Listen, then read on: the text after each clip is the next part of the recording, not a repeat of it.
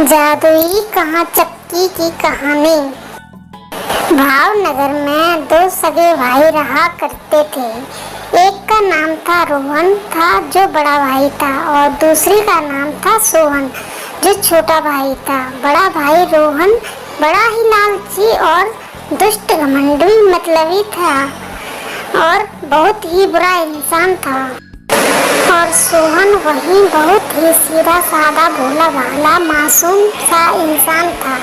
पिताजी की मृत्यु के बाद बड़े भाई सोहन ने पूरी संपत्ति, खेत खलिहान सब कुछ हड़प लिया और छोटे भाई सोहन को कुछ भी नहीं दिया और उसे बल्कि लात मार के घर से निकाल दिया। पिताजी की जमीन हड़प कर रोहन बड़े ही सुख शांति से और बड़े ही ठाठ से रहने लगा। उसे अपनी संपत्ति पर बहुत घमंड होने लगा, यहाँ तक कि उसके सामने कोई भी रिश्तों के मोल नहीं था और ना ही उसके लिए वह कोई रिश्ते मायने रखते थे। वह पैसे के लालच में इतना अंधा हो चुका था। वहीं दूसरी ओर सोहन और उसका परिवार गरीबी की हालत से गुजर रहा था। उनके हालात इतने बुरे थे कि उनके पास खाना खाने तक के लिए कोई साधन नहीं था। वह 2 वक्त का खाना कैसे जुगाड़ रहे थे, वही जान रहे थे और अपनी जिंदगी से लड़ रहे थे। वह गरीबी से बड़ा परेशान सोहन बड़ा ही दुखी और बड़ी ही चिंता में रहने लगा और उसे कुछ भी समझ नहीं आ रहा था कि वह क्या करे और उसके हालात सही हो जाएं। कुछ दिनों के बाद दिवाली का त्योहार आने वाला था, पर सोहन बड़ा ही चिंतित था। उसे समझ नहीं आ रहा था कि वह बच्चों को कैसे खुश रखे और पत्नी को क्या ला कर दे। और वहीं दूसरी ओर सोहन बड़ी ही धूमधाम से अपने घर को सजा रहा था।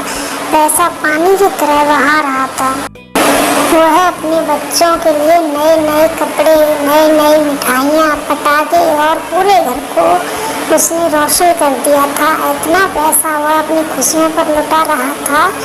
वह अपने छोटे भाई को देख तक नहीं रहा था। ऐसा व्यवहार कर रहा था कि मानो वह अपने छोटे भाई को पहचानता तक नहीं था। सोहन की हालात देखकर रोहन की पत्नी ने सोहन से कहा कि अजी सुनते हो, क्या ना आप अपने बड़े भाई से मदद ले लो, वह तुम्हारी मदद जरूर करेंगे। तुम उनसे एक बार कहो तो सही। कहकर तो देखो। सोहन ने लाख समझाने की कोशिश की पत्नी को कि वह मेरे बड़े भाई हैं, मैं उन्हें अच्छे से जानता हूँ, वो मेरी मदद बिल्कुल भी नहीं करेंगे। उनका स्वभाव पूरी तरह से मेरे लिए बदल चुका है। पैसों के मोह माया ने उन्हें इतना अंधा कर दिया है कि उन्हें पैसों के अलावा कुछ दिखाई नहीं देता। वह क्या ही मेरी मदद करेंगे, बल्कि वो तो ठीक तरह से मुझसे बात तक नहीं करेंगे। फिर भी पत्नी के बार बार दबाव बनाने के बाद आखिरकार सोहन मन मारकर अपने बड़े भाई के पास मदद के लिए जाता है। जैसे ही वह घर पहुंचता है, उसका बड़ा भाई रोहन उसे देखकर समझ जाता है कि यह बड़ा परेशान है, इसलिए यहाँ आया है और कहता है, तुम यहाँ पैसे मांगने आए हो ना? मुझे पता है, अगर तुम मुझसे पैसे मांगने आए हो तो तुम अभी चुपचाप घर से निकल जाओ। मेरे पास कोई पैसे नहीं है तुम्हें देने के लिए। दुत्कार कर रोहन ने अपने छोटे भाई को घर से बाहर निकालने के लिए कह देता है। उदास होकर वह अपनी गर्दन लटकाकर सोहन चुपचाप अपने घर वापस चला जाता है। पत्नी के पूछने पर सोहन ने जवाब दिया कि मैंने तुमसे कहा था ना कि बड़े भैया कोई मदद नहीं करेंगे, फिर भी तुमने जिद की। करा आया ना मैं बेइज्जती अपनी? क्यों मेरी गरीबी का मजाक उड़ा रही थी हो ना तुम भी? मैं कुछ न कुछ अपनी समस्या का समाधान निकाल लूँगा। सोहन की यह बात सुनकर सोहन की पत्नी को बड़ा दुख हुआ और वह रोने लगी और सोहन को समझाने लगी, उसे दिलासा देने लगी कि सब कुछ ठीक हो जाएगा, थोड़ा सा धैर्य रखिए आप। सोहन थोड़ी देर बैठा, उसके मन में हलचल सी हो रही थी। उसे कुछ समझ नहीं आ रहा था कि अब मैं कैसे व्यवस्था करूं, कि कैसे अपना घर चलाऊं। उसका मन बेचैन हो रहा था और सोच रहा था कि कैसे मैं अपने बच्चों का पेट भरूं, क्या करूं और क्या ना करूं। अपना मन हल्का करने के लिए घर से बाहर निकलता है और अकेले में जाकर कहीं बैठ जाता है। तभी सोहन को कुछ देर बाद सड़क पर एक बुजुर्ग इंसान मिलता है और वह बुजुर्ग इंसान कहता है कि बेटा, तुम यह सामान मेरे घर पहुंचा दोगे? मैं बहुत थक चुका हूँ और मुझसे ये बोझा नहीं उठाया जा रहा है, तुम उठा दो। सोहन भी अपने हालात से परेशान था और वह सोचने लगा कि अगर मैं इनका सामान उनके घर तक पहुंचा दूंगा तो शायद मुझे कुछ पैसे मिल जाएंगे जो और मैं अपने बच्चों का पेट भर सकूंगा। सोहन ने पूरी ईमानदारी के साथ उनका सामान उनके गांव तक, उनके घर तक रखवा दिया था। बुजुर्ग इंसान सोहन के काम से प्रभावित हुआ और उसने कुछ पैसे सोहन को दिए। वह पैसे इतने भी ज़्यादा नहीं थे कि वह अपने बच्चों के लिए कपड़े और मिठाइयाँ ले जा सके। वह बस 2 वक्त का खाना ले जा सकता था। इतने पैसे उस बुजुर्ग ने सोहन को दिए थे। सोहन फिर उदास रहने लगा और वह बड़ा चिंतित हो गया। उसे बड़ा परेशान और चिंतित देखकर उस बुजुर्ग ने सोहन से पूछा कि बेटा, तुम्हें क्या हुआ है, क्यों तुम इतने परेशान हो? तब सोहन ने अपने पूरा किस्सा उस बुजुर्ग को सुनाया और खूब जोर जोर से रोने लगा।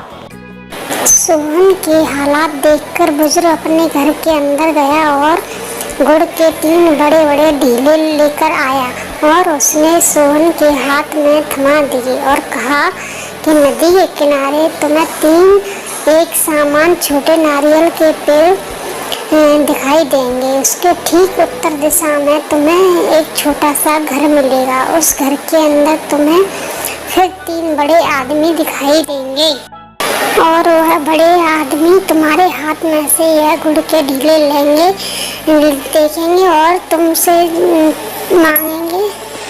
तुम उन्हें से गुड़ के ढीले के बदले में से उनसे चक्की मांग लेना।